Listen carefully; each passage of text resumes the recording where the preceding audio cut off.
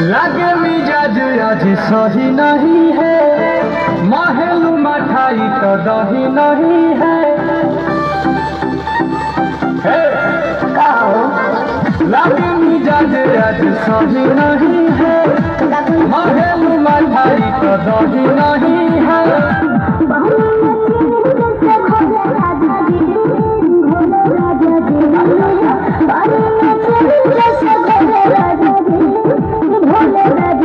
कमरिया गोले गोले कमरिया गोले गोले कमरिया गोले गोले गोले गोले राजा जी कमरिया गोले गोले गोले गोले राजा जी कमरिया गोले गोले गोले गोले राम जी, कमरिया गोले गोले गोले गोले गोले राम जी।